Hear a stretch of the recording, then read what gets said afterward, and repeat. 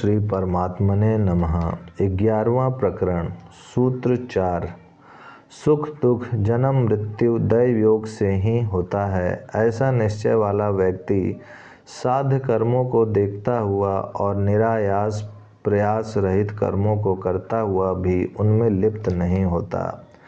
इसी क्रम में अष्टावक्र कहते हैं कि सुख दुख एवं जन्म मृत्यु भी दैव योग से होता है। यह मनुष्य के अधिकार में नहीं है। यदि मनुष्य के अधिकार में होता है तो वह दुख और मृत्यु से हमेशा के लिए मुक्त हो जाता, किंतु वह कर नहीं सका। वह केवल भोगता ही है। अतः ज्ञानी इन्हें दैव योग से होते हैं ऐसा निश्चय करके करने योग कर्म है उन्हें ही देखता हुआ प्रयास रहित कर्मों को करता है, जिससे वह उनमें लिप्त नहीं होता है। दैव योग से होना मानने के कारण वह कर्तापन से मुक्त हो जाता है, अहम भावना से मुक्त हो जाता है, उसे परम शांति मिलती है एवं वह उन कर्मों में लिप्त नहीं होता, जल कमलवत हो जाता है, वह दृष्टा मात्र रह जाता है। ऐसे कर्म करने में श्रम नहीं होता, आनंद मिलता है, तनावों से मुक्त रहता है, चिंता से मुक्त रहता है। हार जीत, लाभ हानि, जय पराजय, सफलता असफलता सब उसी का है।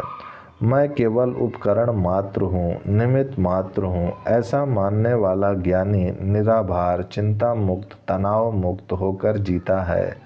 इसके विपरीत अज्ञानी स्वयं को कर्ता मानकर फल इच्छा से काम करता है, जिससे वह सदा दुखी, अशांत, चिंतित एवं तनावग्रस्त रहता है। यह एक मनोवैज्ञानिक सत्य है। साथ ही इसमें आध्यात्मिक सत्य भी है कि ऐसा कर्म करने वाला ज्ञानी कर्म फल का भोक्ता नहीं होता। ज्ञान को उपलब्ध हुआ व्यक्ति फल की कामना रहित होकर कर्म करता है। उनके कर्म मानव मात्र के कल्याण के लिए ही होते हैं। वह कर्मों को देह और इंद्रियों का ही धर्म मानता है, आत्मा का नहीं, तथा उसमें कर्तापन नहीं होता, जिससे कर्मों के फल का विधान उस पर लागू नहीं होता।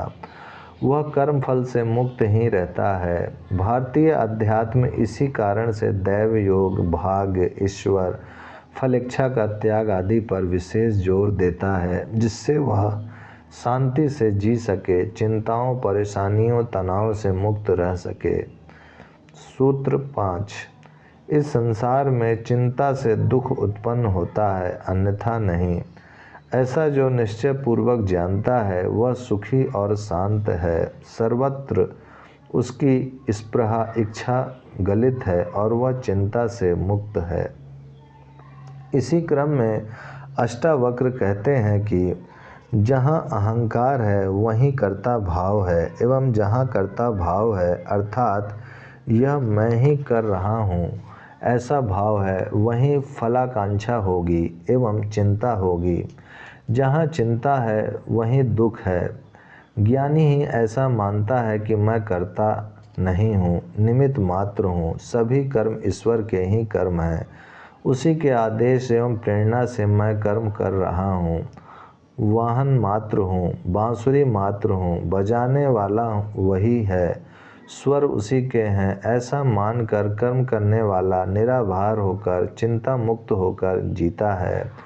ऐसा व्यक्ति ही सुखी और शांत है। इस भावना से उसकी इच्छाएं सर्वत्र गलित हो जाती हैं।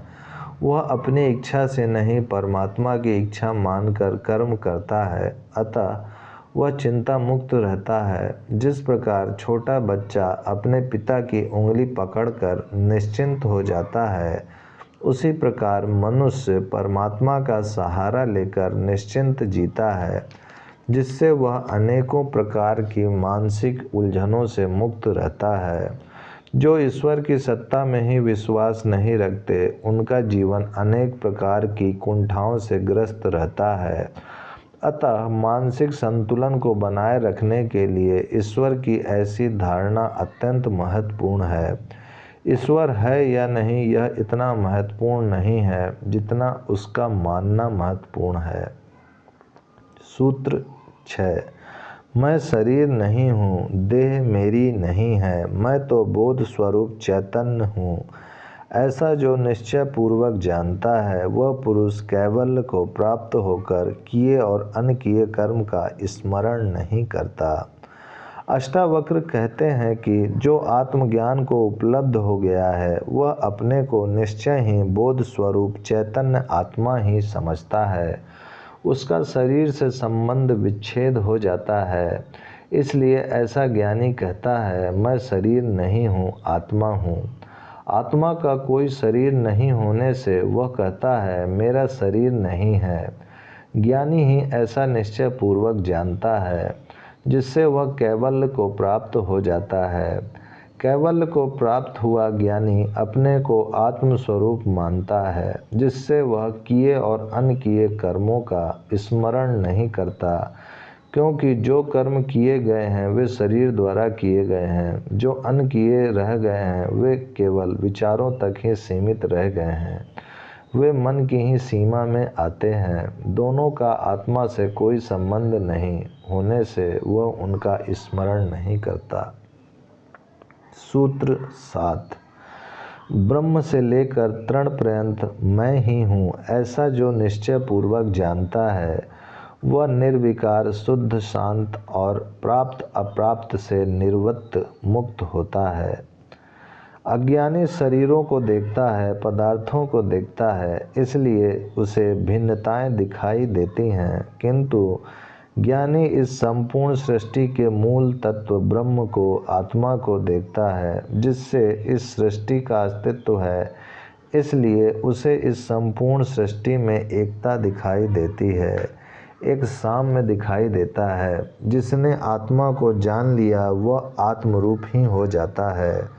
वह संपूर्ण सत्ता को अपनी ही सत्ता समझने लगता है। भिन्न भिन्न शरीरों एवं भिन्न भिन्न आत्माओं का अज्ञान समाप्त हो जाता है। अष्टावक्र कहते हैं कि जिस ज्ञानी को ऐसा निश्चय हो जाता है कि मैं आत्मा हूँ और ब्रह्म से लेकर तृण पर्यंत मेरा ही आत्मा का ही विस्तार है, मैं एक और अद्वय हूँ, यह सृष्टि मेरी नहीं बल्कि मैं ही सृष्टि हूँ, मेरे से भिन्न कुछ है ही नहीं, ऐसा व्यक्ति निर्विकल्प हो जाता है।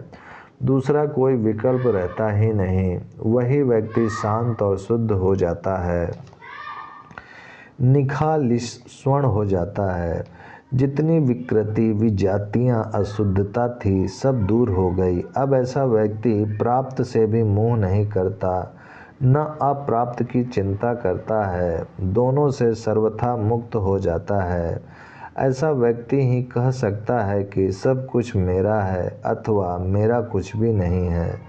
यही ज्ञानी की स्थिति है, यही मुक्ति है। सूत्र 8। अनेक आश्चर्यों वाला वह विश्व कुछ भी नहीं है, अर्थात मिथ्या है। ऐसा जो निश्चय पूर्वक जानता है वह वासना रहित बोध स्वरूप पुरुष इस प्रकार शांति को प्राप्त है, मानो कुछ भी नहीं है।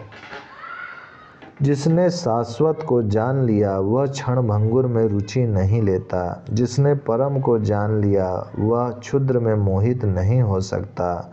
जो अद्वैत के परमानंद में मग्न हो गया वह द्वैत के अशांत, दुखमय एवं कलेश युक्त घेरे से बाहर हो जाता है। फिर उसकी क्षणिक एवं नाशवान संसार के प्रति वासना, आसक्ति आदि सब कुछ छूट जाती है एवं वह परम शांति को उपलब्ध हो जाता है।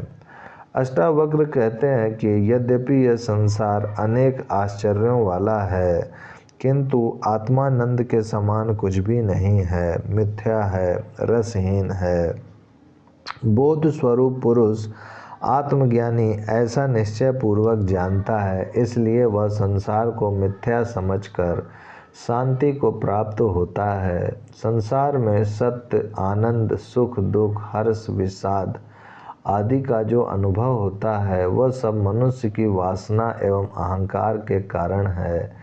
जिनसे वासना एवं अहंकार की तुष्टि होती है वह सुखपूर्ण ज्ञात होता है।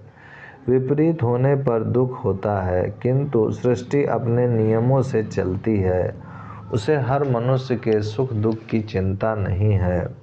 मनुष्य अपने का उन नियमों के अनुकूल बनाकर सुखी हो सकता है एवं विपरीत जाने पर टूटता है, कष्ट पाता है।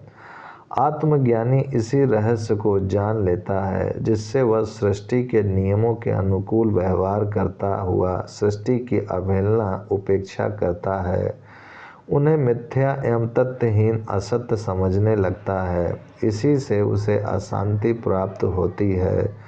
इसके विपरीत संसारी मनुष्य सृष्टि के नियमों के अज्ञान के कारण सांसारिक, सामाजिक आदि नियमों में उलझकर अशांति को ही प्राप्त होता है। ज्ञानी एवं अज्ञानी की दृष्टि में यही अंतर होता है। सृष्टि के नियमों को जान लेना ही ज्ञान है एवं इन्हें नहीं जान पाना ही अज्ञान है। इसलिए ज्ञान से ही अज्ञान मिटता है, भ्रांति दूर होती है, सत्य उपलब्ध होता है, शांति प्राप्त होती है। अज्ञान से लड़ना व उसे सीधा हटाने का प्रयत्न करना बिना दीपक जलाए अंधेरे को हटाने के प्रयत्न करने के समान है। यह भागने से नहीं जागने से होगा, त्याग से नहीं उपलब्धि से होगा। अष्टावक्र जैसा ऊंचा वक्तव्य कोई नहीं दे सका। सारभूत में अंतिम क्रांतिकारी बात कह दी। इति अष्टावक्र गीतायाम एकादशम प्रकरणम समाप्तम। ओम शांति शांति शांति।